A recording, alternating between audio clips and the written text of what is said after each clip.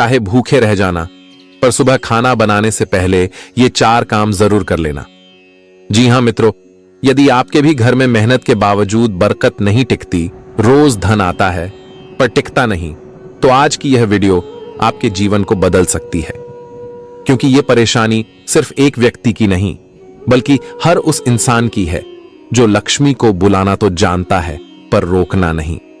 मित्रों, एक बार माता लक्ष्मी भगवान श्री हरि विष्णु से पूछती है कि हे प्रभु, आज कई दिनों से एक प्रश्न को लेकर मेरा मन विचलित हो रहा है।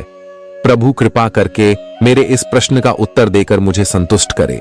मित्रों, तब भगवान श्री हरि विष्णु कहते हैं, हे देवी, आपके मन में जो भी प्रश्न है आप निसंकोच होकर पूछिए, मैं अवश्य ही उन प्रश्नों का उत्तर देकर आपको संतुष्ट करूंगा। तब माता लक्ष्मी कहती है, हे प्रभु, मेरा यह प्रश्न है कि क्यों कुछ घरों में मैं कभी ठहर नहीं पाती। वहां पूजा तो होती है लेकिन दरिद्रता बनी रहती है।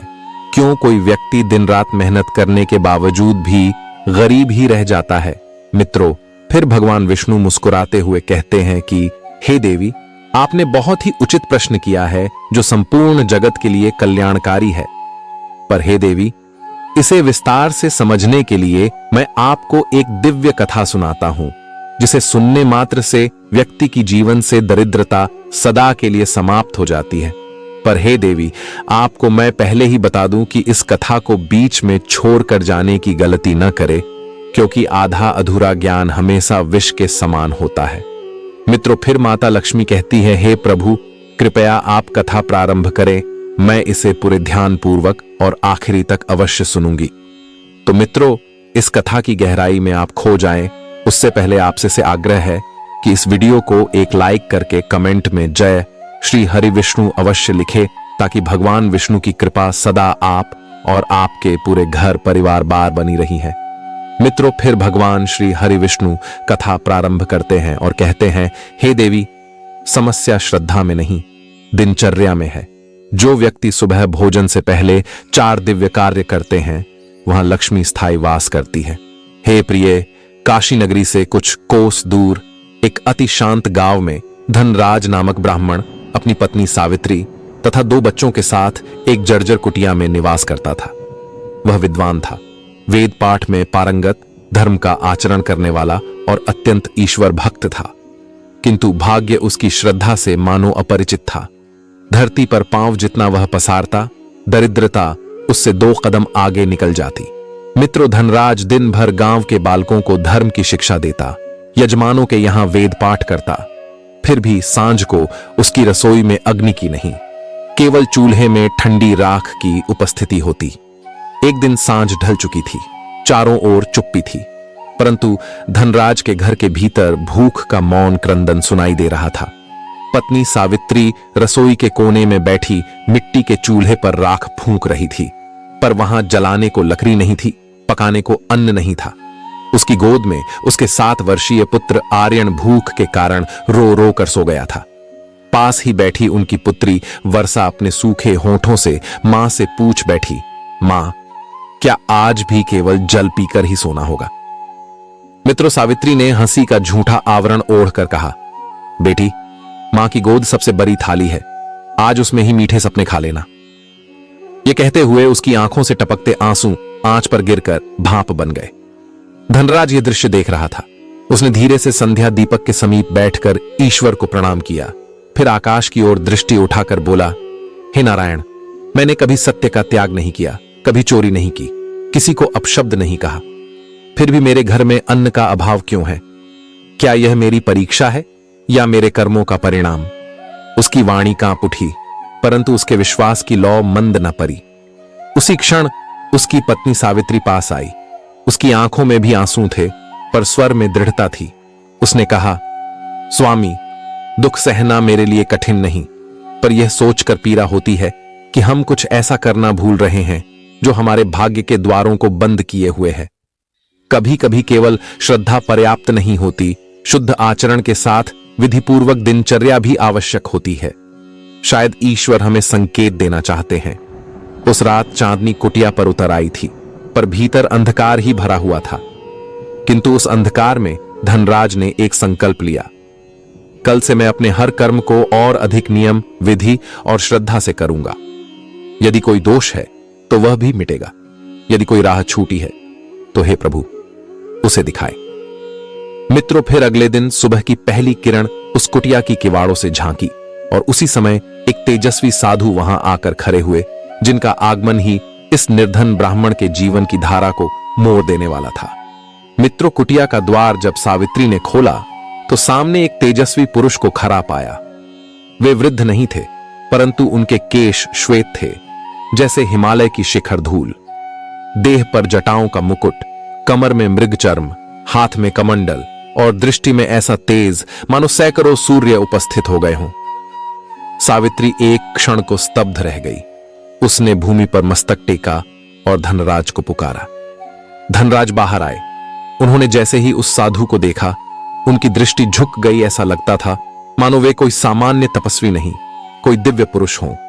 साधु ने मंद मुस्कान के साथ कहा, हे ब्राह्मण, मैं तुझे नहीं पहचानता, पर तेरे घर की पुकार बहुत दूर तक पहुंच चुकी है।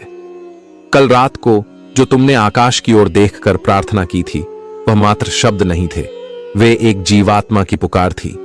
मैं उसी का उत्तर हूं। मित्रों, फिर धनराज आश्चर्य से बोला, भगवान, आप कौन हैं? क्या आप नारायण के दूत हैं?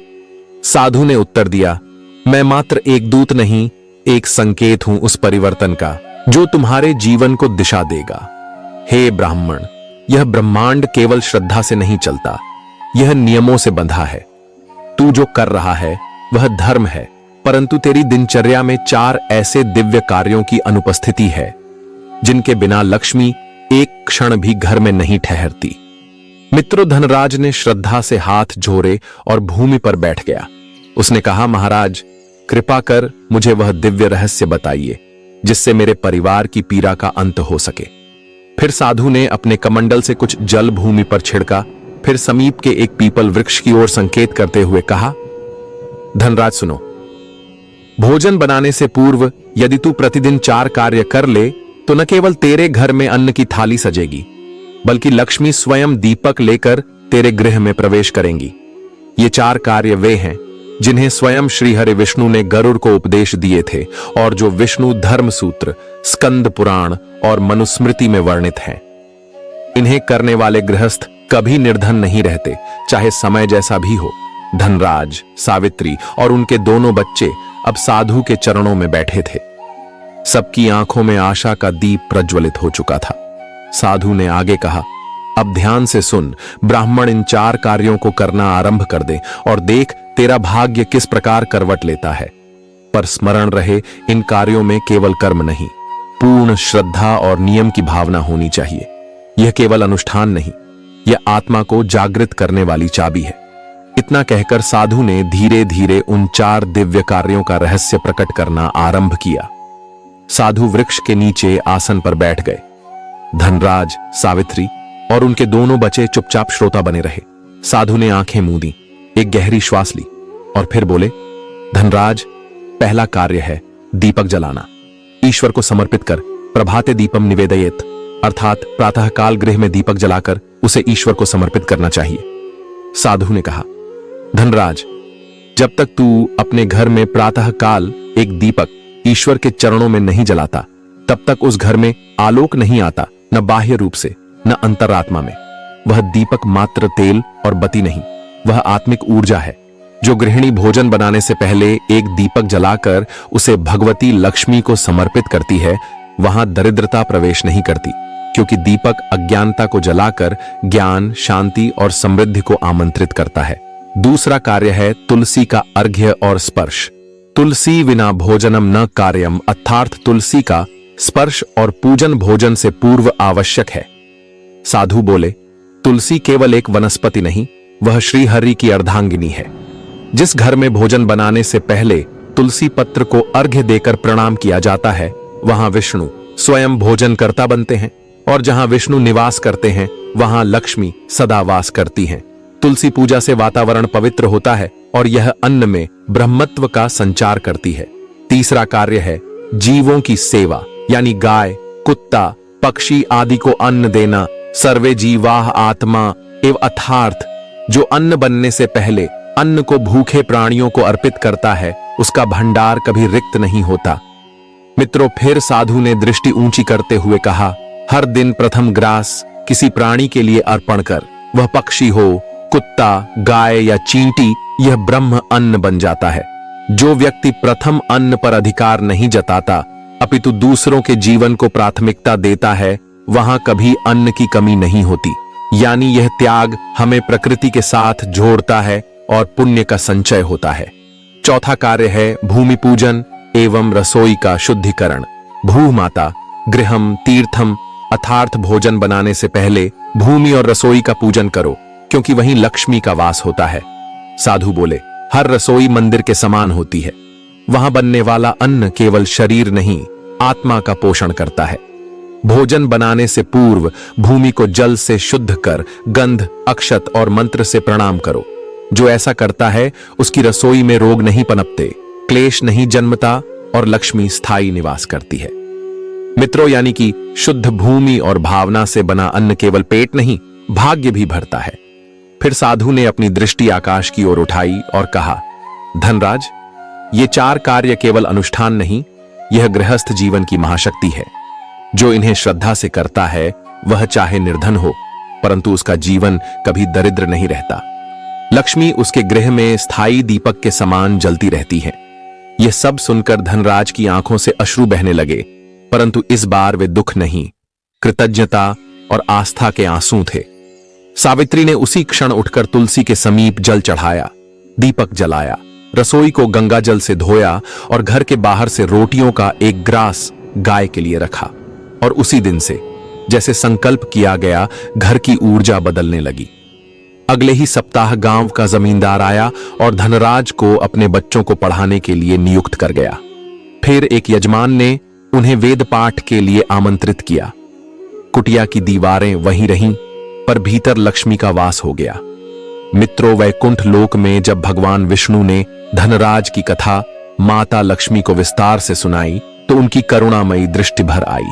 माता लक्ष्मी ने आदर पूर्वक भगवान श्री हरि विष्णु से कहा, हे नाथ, आप साक्षात धर्म हैं और आपने जिस ब्राह्मण की कथा कही वह केवल एक व्यक्ति नहीं अपितु संपूर्ण गृहस्थ समाज का प्रतीक है। जो लोग कहते हैं कि मैं चंचला हूं, टिकती नहीं, वे यह नहीं जानते कि मैं वहीं निवास करती हूं जहां श्रद्धा और नियम साथ साथ चलते हैं। यह कथा उन सब के लिए संदेश है जो केवल धन की कामना करते हैं पर धर्म का आचरण त्याग देते हैं। मित्रों, भगवान विष्णु मुस्कुराए और बोले, हे देवी, जो ब्राह्मण निर्धन होते हुए भी आचरण से विचलित न हो, जो पतिव्रता स्त्रियां भूखे रहकर भी गृह को मंदिर की भांति पवित्र रखें और जो संतान माता पिता की छाया में संस्कारों की जड़ें मजबूत करें, वहां तुम्हारा वास स्वतः होता है। हे लक्ष्मी, अब समय है कि यह ज्ञान समस्त लोकों में पहुंचे। मित्रों, फिर माता लक्ष्मी ने एक दिव्य पुष्पमाला अपने कर कमलों से बनाई और कहा, जिस घर में यह 4 कार्य प्रतिदिन निष्ठा से किए जाए, वहां मैं इस माला के समान सुगंध बनकर वास करूंगी। मैं वहां केवल संपत्ति नहीं, संतोष, स्वास्थ्य और सौभाग्य भी लेकर जाऊंगी। तो मित्रों, इस वीडियो में फिलहाल इतना ही। यदि आपको यह जानकारी अच्छी लगी हो तो इस वीडियो को एक लाइक करके इसे अपने मित्रों बंधुओं के साथ शेयर अवश्य करें ताकि उन्हें भी यह ज्ञान मिल सके। साथ ही ऐसी ही ज्ञानवर्धक जानकारी के लिए हमारे इस चैनल को सब्सक्राइब अवश्य कर लें।